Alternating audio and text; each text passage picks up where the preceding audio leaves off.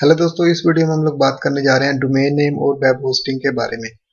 एक domain name लेते वक्त हमको किन बातों का ध्यान रखना चाहिए एसईओ के पॉइंट ऑफ व्यू से, ये मैं आपको इस वीडियो में बताऊंगा। बहुत से लोगों ने अपने अपने सजेशन दिए हैं, मैं आप लोगों को बेस्ट प्रैक्टिस बताने जा रहा हूं। अगर आप लोग इनको देख लोगे एक डोमेन को सिलेक्ट करते वक्त, तो आपकी वेबसाइट के रैंकिंग के चांसेस है वो बहुत ही ज़्यादा इंक्रीज हो जाएंगे। दोस्तों, हम लोग डोमेन नेम की बात करते हैं। डिफरेंट टाइप्स ऑफ डोमेन, मतलब कि डोमेन कितने टाइप्स की होती हैं। तो दोस्तों, डोमेन्स होती हैं तीन टाइप्स की। फर्स्ट जो टाइप होती है डोमेन की वो होती है टीएलडी, मतलब कि top level domain, domain that cold with dot com. जिस डोमेन के पीछे में डॉट कॉम लगा होता है उसको टीएलडी डोमेन कहा जाता है, मतलब कि टॉप लेवल डोमेन्स कहा जाता है। और कंट्री लेवल डोमेन्स कौन सी होती हैं? CCTLD, जिनको कहा जाता है country code top level domains.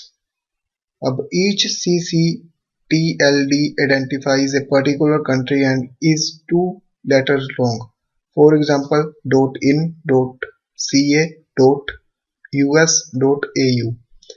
अब .in का मतलब इंडिया, .ca का मतलब कनाडा, .us का मतलब यूएसए, .au का मतलब ऑस्ट्रेलिया।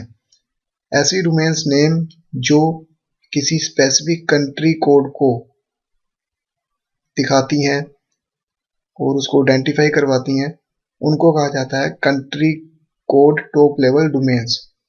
ठीक है। अब बात करते हैं कि जैसे मैंने आपको यहाँ पे बताया था कि .com है जो टॉप लेवल डोमेन है। बहुत से लोग क्या करते हैं कि टॉप लेवल डोमेन्स में .net, .edu, .org को भी डाल देते हैं, लेकिन दोस्तों ऐसा बिल्कुल नहीं है। इसके अलावा भी जो इसकी थर्ड है टाइप है डोमेन्स की, वो है GTLD, जिसको हम लोग कहते हैं generic top level domains. These are the most common and familiar TLDs, मतलब कि ये टॉप लेवल डोमेन्स की तरह ही होती हैं। Examples include com for commercial and edu, मतलब कि .edu फॉर एजुकेशनल। मतलब कि हम लोग अगर कोई वेबसाइट बनाते हैं जो कि एजुकेशनल पर्पज से हम लोग बना रहे हैं, तो हम उस वेबसाइट के विषय में लगाएंगे .edu, और वो एक जेनेरिक टॉप लेवल डोमेन कहलाएगी। मतलब वो टॉप लेवल डोमेन होगी लेकिन एक जेनेरिक टॉप लेवल डोमेन। अब .net, .org। तो दोस्तों, इस तरह की जितनी भी डोमेन्स होती हैं उन सभी डोमेन्स को कहा जाता है GTLD, generic top level domains. अब डोमेन्स नेम परचेज करते समय में किन बातों का ध्यान रखना चाहिए वो मैं आपको बता देता हूँ। यहाँ पे कुछ बेस्ट प्रैक्टिस हैं जिनको आप अगर डोमेन परचेज करोगे, इनको ध्यान में रखोगे तो आपको बेटर रिजल्ट मिलेगा। तो दोस्तों, सबसे पहली जो टिप है वो ये है कि make your domain name memorable. अब इसका मतलब यह है कि अपनी डोमेन का नाम ऐसे का रखे जो कि हर किसी के लिए ध्यान में रखना आसान हो जाए। For example domains name that are short, जो डोमेन्स नेम छोटी होती हैं, इजी टू रिमेंबर होती हैं, इजी टू टाइप होती हैं, इस तरह की डोमेन रखें। इजी टू से मतलब कि अगर बंदा उसको एक बार अपने मुंह से बोल दे तो वो उसको याद रह जाए।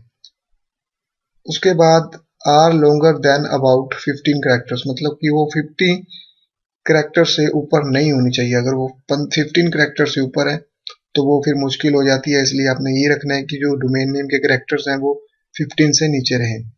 उसके बाद use keyword rich domain. Keyword rich domain का मतलब ये होता है कि आप हमेशा ऐसी डोमेन सेलेक्ट कीजिए जिसमें आपका जो मेन कीवर्ड है, जिसके ऊपर में नीचे के ऊपर में आप लोग वेबसाइट बना रहे हो, वो उसमें आए। फॉर एग्जांपल मैं आपको एसईओ का ट्यूटोरियल सिखा रहा हूँ। अगर मैं एसईओ के रिलेटेड वेबसाइट बनाऊंगा तो मेरा कुछ डोमेन नेम ऐसे होता है SEOtutorials.com, SEOtraining.com, उसमें मतलब कि SEO आना चाहिए। ठीक है। उसके बाद में जो थर्ड टिप ये है कि अवॉइड हाइफन इफ पॉसिबल। बहुत से लोग क्या करते हैं कि अपनी वेबसाइट जब डोमेन लेते हैं तो वो लोग क्या करते हैं कि www.my-site.com, www.seo-tutorial.com। तो इस तरह की जो डोमेन्स होती हैं इनका कोई मीनिंग नहीं बनता है। ठीक है, इनको कोई याद नहीं रख पाता है। कोई बंदा, किसी बंदों को तो हाइफन का पता भी नहीं होता। अगर आप लोग उसको बोलोगे कि मेरी डोमेन का नाम ये है तो बोलेगा यार हाइफन क्या होता है। ठीक है, तो इस तरह की आपने जो है हाइफन्स वगैरह नहीं लगाने हैं। ये मैं आपको बंदों के लिए बता रहा हूँ क्योंकि कुछ बंदों को नहीं पता होता है, लेकिन ये एसईओ के पॉइंट ऑफ व्यू से भी, यानी कि गूगल के फैक्टर्स में ये दिखाया गया है कि जिन डोमेन्स में हाइफस होते हैं उनको गूगल इतना यानी कि रैंकिंग प्रेफर नहीं करता है। उसके बाद में जो फोर्थ नंबर पे टिप है वो ये है कि avoid non dot com top level domains. मतलब कि आपने अपना ज़्यादा से ज़्यादा यही रखना है कि जब भी आप लोग कोई डोमेन ले तो आपने ध्यान में रखना है कि उसके साथ में डॉट कॉम जरूर लगाओ। यही आपने रखना है। मतलब कि अगर आप कोई डोमेन नेम परचेज करना चाहते हो तो उसको डॉट कॉम के साथ में लीजिए।